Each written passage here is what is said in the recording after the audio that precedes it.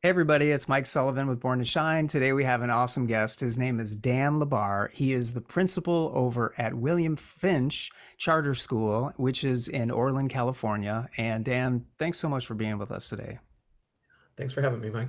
Absolutely. Now, you've been a principal over at William Finch Charter School for almost 3 years. And what was your journey like to become that, Dan? Because you have a lot of people looking up to you, parents, staff, and students, and it's K-12.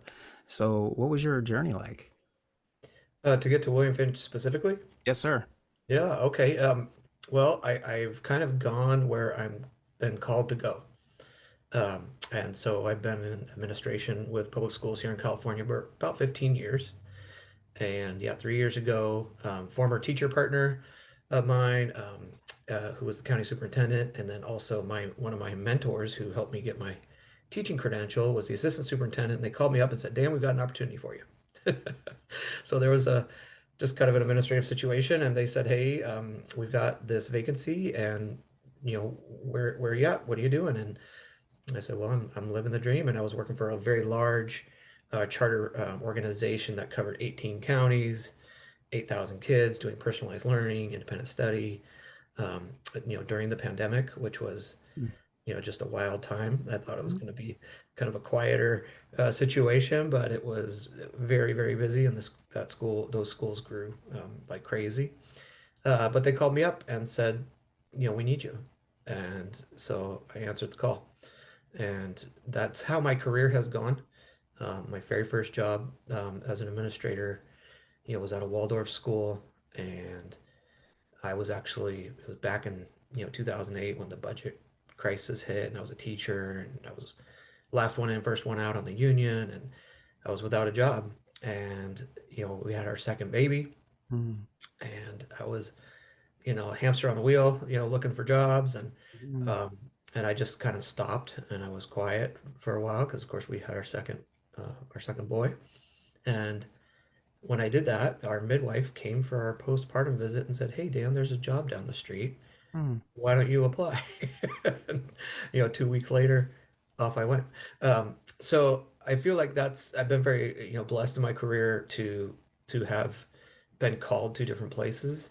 My core of my experience with administration was 8 years at a site-based Mm. um, uh, charter high school, which was a college prep arts and science focus school, and was called there working with a mentor of mine I had worked with before.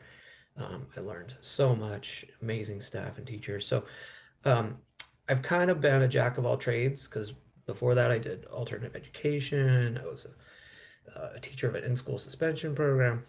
Um, but I learned I like podcasts, so I'm happy to be here. But I was listening to Simon Sinek, who's Mm. a big Mhm. podcaster, and I didn't know the other half of that phrase, jack of all trades.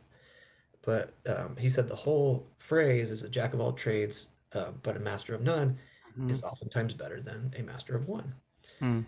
And I had never heard that whole thing. And I said, that made me feel a little validated. Okay, my experience is like a mile wide and an inch deep with the broad experience I've had. Um, but now in administration, I've gained more tools. And then being called to this experience, it's a personalized learning school. William Finch has about 140 students, K through 12. And so personalized learning uses independent study, but it's not just packets, right? We're working with each student on the personalized learning path. And that's something that I've chosen for my children as well. So, and my wife also teaches at a personalized learning Mm. charter school. And my kids have been doing that all the way through. So I'm not just the principal. It's Yep. also You're also a dad, you're also a husband, and that's awesome. And when you were K-12, Dan, like a younger version of yourself, was there anything that you struggled with internally? yeah, well, mightily. I was a child of trauma, very early trauma. Don't remember much of it. I don't know if Mm. that's just an age thing or a Mm. categorical Rejection. thing where you put it on the shelf. But um, anyhow, yeah, some pretty big stuff. The woman was caretaker for a lot of kids in the community. She made national news and everything back in the 80s. And so anyway, she's been in jail for life. Um, Mm. Yeah, Mm, it was a big community-wide thing. And, it just caused a lot of distrust, of course, with my parents because they mm, trusted, this woman, the whole community trusted her. mm, I wasn't really good with adults, for quite a while and had to learn how to do that and learn how to trust. mm.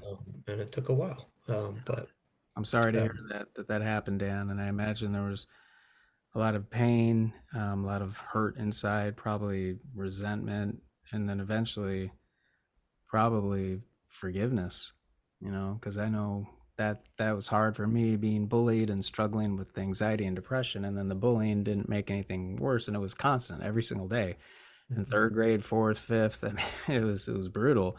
But then eventually, yeah, finding God and reading His Word, saying, it's not an ask; He's commanding us to forgive. Woo, that's a tough one, right? But it Yeah. truly does free us up, and so I imagine that was maybe something that you worked through over time as well to free yourself from that. Yeah. And it's also been a crucible. It's helped, form who I am, and it's helped me, work with kids and work with families in a way that I can understand and I can relate. And Mm-hmm. and there's another side to this. You do get through it. You do get to the other side.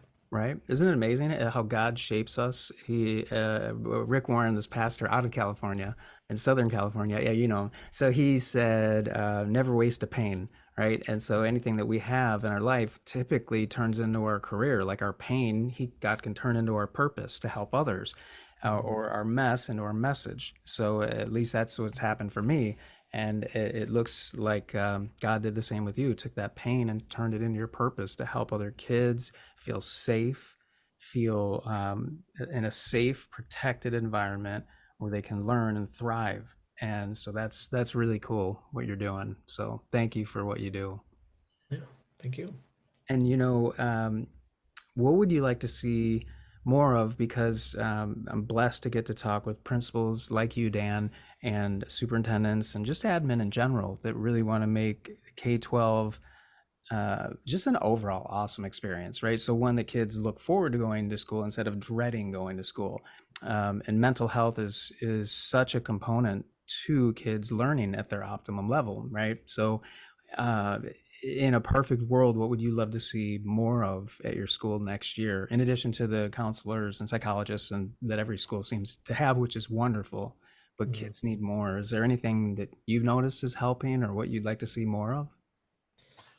Yeah, and I don't know if I would quantify it as a more, Mm, because so many of these plans for public schools, they want us to quantify everything and increase that and decrease mm, this and mhm, have all these metrics and that's important for publicly funded schools. We do need to measure. But some of the things that we need, I guess, more of is the immeasurable, mm, right? How, and the way that you can approach it as a leader, you need systems in place, but you also need relationships. You need both. mhm, And at a certain point, there's some decisions that you have to make of like, well, is it 51% systems or 51% relationships? Like something's mm, gotta mhm. go one way or the other. So when I think about those types of decisions, relationships are always, going to Win. drive the be a driver, Right. for those decisions, and and it hasn't failed me. Or if I'm on the fence about a decision, we just make sure that we make a decision that supports kids. Yeah. Then, that's always served me well too.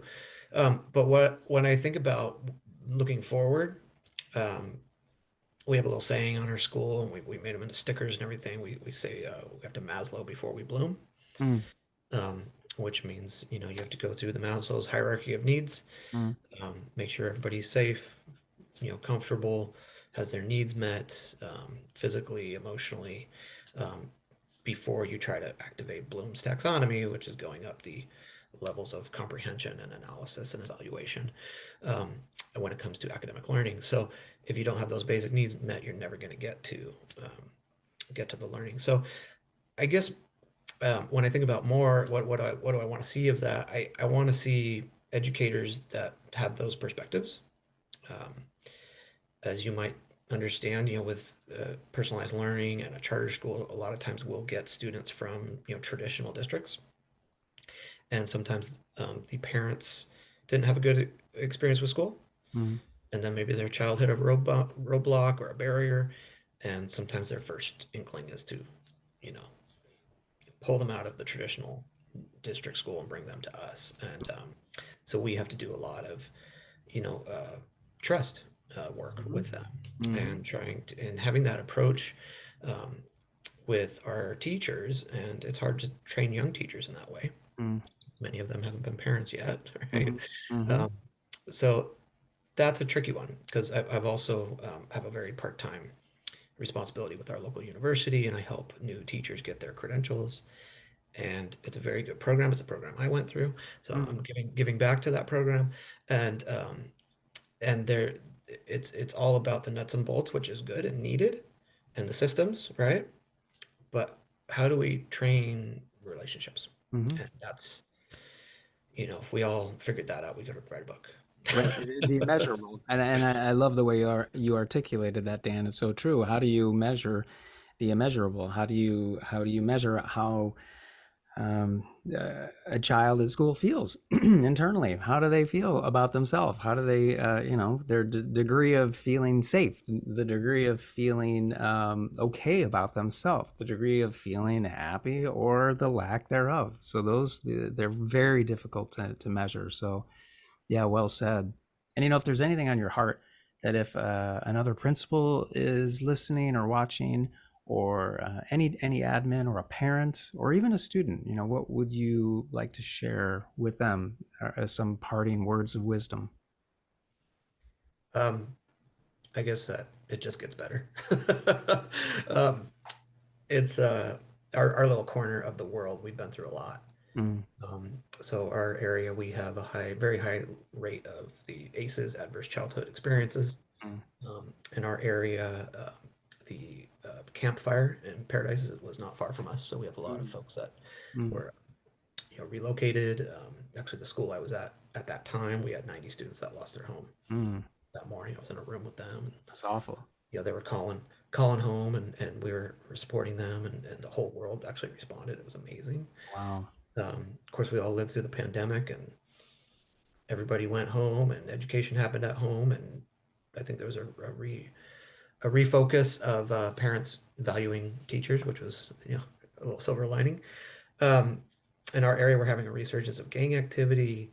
Mm, We've got the smartphones going crazy and just like debilitating our children, mm, which there's some court cases coming out about that, which is interesting to watch. And the state of our families. My career, I have co-parented with a lot of single parents. mm. I've come alongside them, and we've basically helped raise their kids Wow. in those different little windows because they're doing it themselves, and it's very difficult. It's not that you can't, but it's difficult. So I guess I bring up all those things not as a big negative Mm-hmm. weight, Mm, but the idea, like I mentioned earlier, you get through it. mm-hmm. Healing is possible. You can get through. Trauma is temporary. It's not permanent. And so I guess that's the message I would leave, is that as administrators, as leaders, it can feel very heavy. It can feel like we're carrying our communities Mm-hmm. on our backs. And I've learned over the years that listening, just listening and engendering that trust of like, we're here as a community, we're part of our community, we care about you, and whatever we can do as an organization or institution, we're going to do it. Um, and that's where that trust comes around, because when those folks figure their trauma out, or their experiences, or their hardships, and they get through them, then you have a partnership, Yeah. and that partnership is strong because you showed up for them, and they'll show up for you. Yeah, Dan, I love that. I mean, that's so wow, that really that's powerful. That pain isn't permanent, that trauma is temporary, Mhm. and that through relationships and supporting each other, that things will get better, like you said, and that's incredible. You're definitely exactly where God wants you to help your community and the kids and the parents. So thank you again for what you do, and thanks for making time for us today, Dan. Of course, Mike, thanks for having me, and I appreciate what you do, and bringing these messages to our communities, and I agree, it can get lonely. Yeah, So, absolutely. Yeah, we yeah, all need each other. Isn't that the truth? yeah, yeah. So thanks again. Yeah, thank you.